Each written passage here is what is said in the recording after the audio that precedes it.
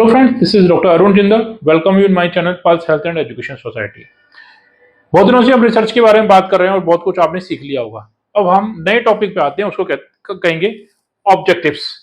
आप देखो देखो आपको मैंने बता दिया था कि आपको कहाँ से तो अपनी रिसर्च की प्रॉब्लम मिलेगी।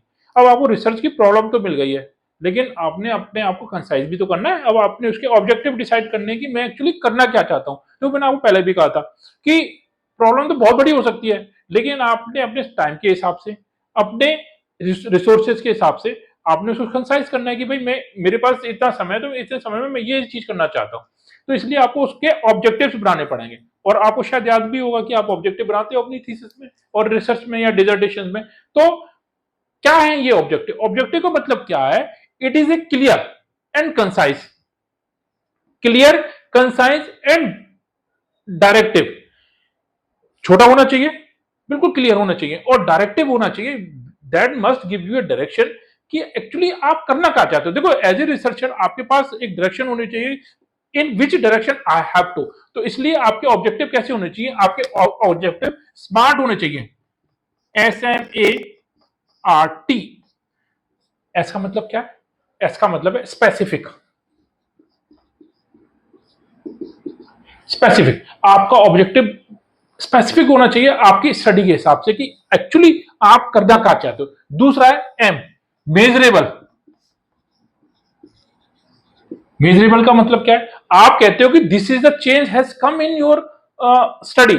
आपने कहा कि सब मैंने एक प्री टेस्ट किया, उसके बाद मैंने स्कोर लिया, उसके बाद मैंने एक टीचिंग प्लान दिया और उसके बाद मैंने पोस्ट टेस्ट लिया। तो प्री टेस्ट का स्कोर में और पोस्ट टेस्ट के स्कोर में जो अंतर आया है, वो तो आपका जो टीचिंग प्लान था उसकी इफेक्टिवनेस है।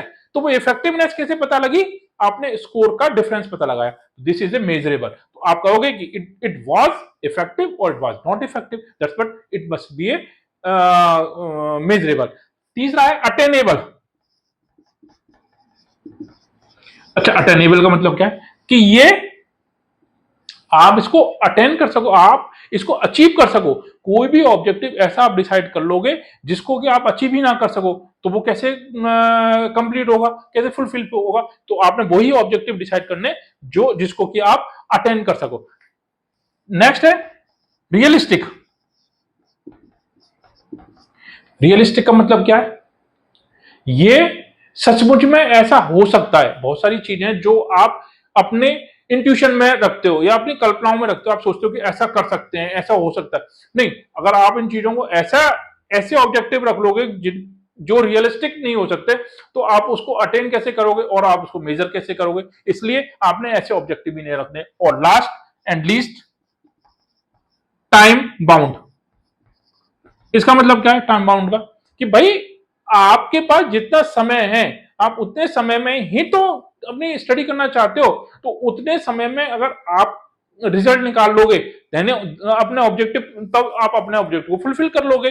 अगर आपके पास समय तो सिर्फ 6 मंथ का है और आपने ऐसे ऑब्जेक्टिव डिसाइड कर लिए जो कि आपको 2 साल में मिलेंगे, तो कैसे कर पाओगे? इसलिए आपको अपने ऑब्जेक्टिव डिसाइड करने के टाइम पर यह भी डिसाइड देखना पड़ेगा कि ये टाइम बाउंड होने चाहिए। अब मैं अगर टाइप की बात करूं तो आपके पास 2 तरह के ऑब्जेक्टिव हो सकते हैं। एक हो सकते हैं जनरल और एक हो सकते हैं स्पेसिफिक। ठीक है? अब जनरल और स्पेसिफिक मतलब क्या है? जनरल एक वेग टर्म है ना, कि एक बड़ी चीज को अचीव करना चाहते हो, वो तो हो गया आपका जनरल ऑब्जेक्टिव। जैसे आपने कहा कि मैं अपने आप, जैसे मैंने अभी आपको एक एग्जांपल दिया कि आपने एक पीटीपी बनाया हुआ है, प्लांट टीचिंग प्रोग्राम बनाया हुआ है। उस प्लांट टीचिंग प्रोग्राम की इफेक्टिवनेस देखना चाहते हो, तो उस इफेक्टिवनेस को देखना चाहते हो, वो आपका जनरल ऑब्जेक्टिव हो सकता है। लेकिन अब आपको स्पेसिफिक ऑब्जेक्टिव बनाने, तो आपके स्पेसिफिक ऑब्जेक्टिव कैसे बनेंगे? सबसे पहले आपने क्या करना है? आपने प्री टेस्ट करना होगा, ठीक है?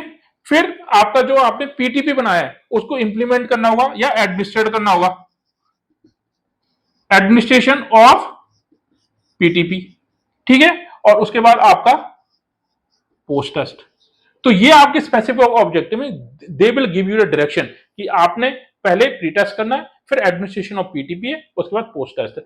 लेकिन आपका जनरल ऑब्जेक्टिव क्या हो सकता है? आपका जनरल ऑब्जेक्टिव हो सकता है you want to find out the effectiveness of your PTP. तो इस तरह से आपने ऑब्जेक्टिव डिसाइड करने। होप आपको ये टॉपिक समझ में आ गया होगा। अगर समझ में आ रहा है तो प्लीज वीडियोस को लाइक करते रहा करो और शेयर भी करो, जिससे कि और स्टूडेंट्स को भी हेल्पफुल रहेगी।